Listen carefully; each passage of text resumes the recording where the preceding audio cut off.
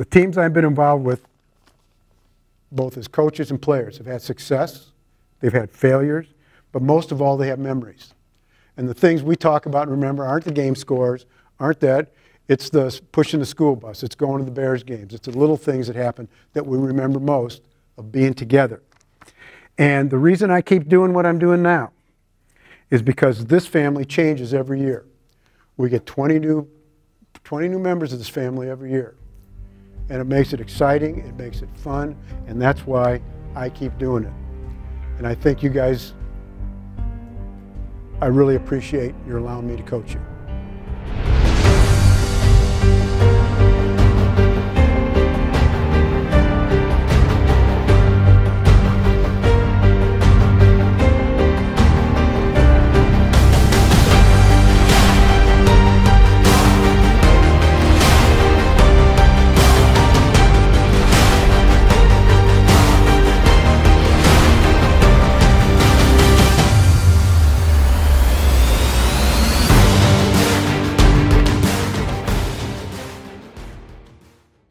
We talk about this next Tuesday and Thursday, and then we have to talk about this, the entire book, and write a response to it the next Tuesday.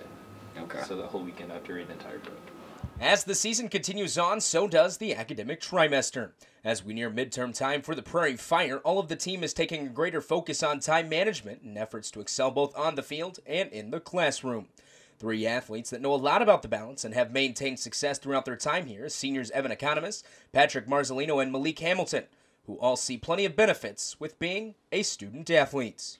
The biggest benefit of being a student athlete is you learn to manage your time, of course, but you also learn how to go through certain adversities while also needing to succeed at something else. An example of that would be you lose a football game, but you still have that mindset that you have to succeed in classes. You have no choice.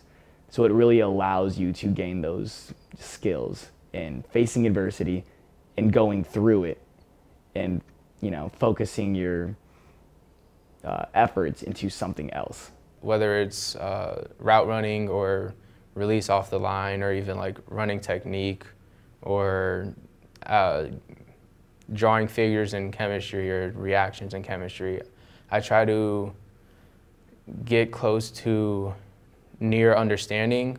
So if I understand everything that I'm doing and how that affects what's going on around me, then I'm able to understand the bigger picture, and that sort of ties everything together and makes me more of a better athlete, a better student, and all that. I think it's made me a better person outside of like school knowledge, I guess. Like, I know how to be disciplined. I know that I know what my limits are, because in football, I mean, we're pushed to them regularly. So I feel like I'm comfortable putting everything into something. Like I said, discipline, I know how to lead, I know how to be led by coaches. There's just a lot of transferable skills that I think don't necessarily, that aren't necessarily from like the school coursework that you can't get from that. However, developing those skills does not happen without facing many challenges along the way. I guess my biggest challenge is maybe a lack of social life, especially for me. I sort of packed on my schoolwork early on so I could have a sort of simple time after, or like for my senior year this year basically. And with doing that, I wasn't able to socialize as much as I could have. But academically, I was fine. In terms of sports, I was fine also. I would just say more social life. At the start of the 2016 season, Coach Tomeo and his staff implemented weekly academic meetings for each player. This is working to overcome those challenges these student athletes face in order for them to be successful. Kid comes in to their position coach for however long it takes. Generally, it's about anywhere between 10-15 minutes, and you go through the classes that you have, and you bring in documentation of this is what I got grade-wise on this assignment or this test. So then the coach themselves know exactly what's going on within the classroom, and they can monitor that. And if there needs to be an action plan in place to help find a solution in some sort of area. If they're struggling in a certain class, then we can provide the help that we can give our kids based upon the campus resources or other avenues that we can find to help rectify if there is a problem. Having people that have been doing it for a while, I think, was a really good resource. They've been helping kids through college for such a long time, and everybody's new to this. Even if you have like an older sibling, you kind of just hear peripherally what it's like, and just having those guys having access to those guys that have been doing it for so long is helpful. You kind of get those study habits from people who have already learned it. And that's one of the biggest factors in like creating successful academics, not only on like the Knox College football team, but at this school itself. We've seen a continuous improvement in our overall team GPA well over the course of the last few terms and then well over the course of the last couple of years. And really it's these individualized meetings, you're impacting that one student, but then overall with every student that's going to their own position coach and getting that individualized attention that will create that mass improvement amongst the team itself. This academic support is an important part in order to be successful as a student athlete. However, had these three chose to not play sports in college, they all think things would be much different. It sounds counterintuitive, but I don't think I would have done as much.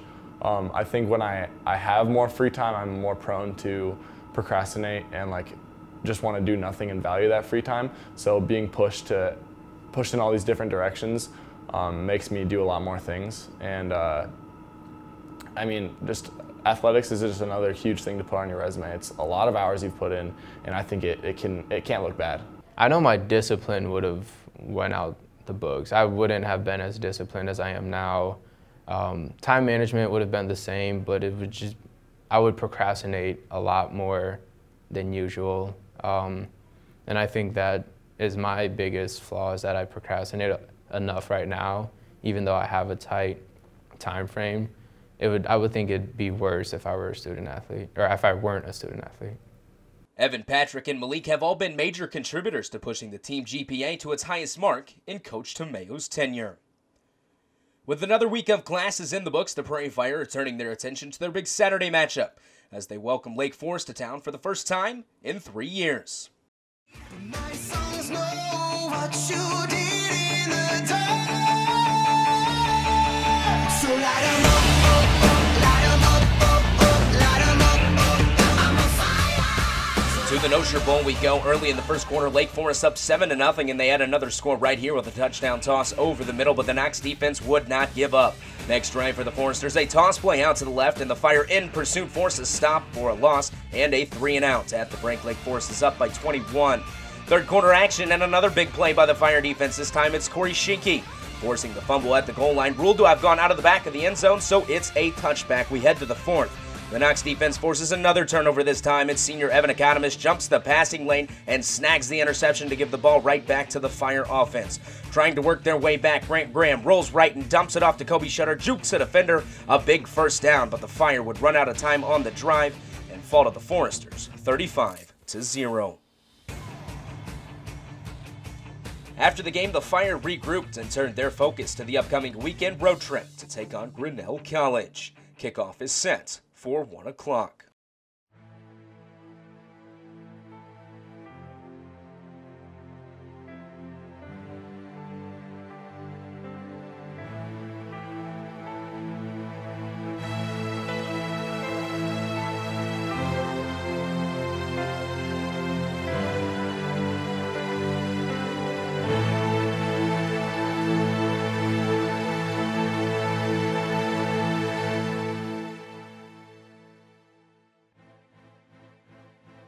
Next week on Hard Knocks, we take a look at 2 sport athletes within the football program, plus highlights from the matchup with Grinnell College.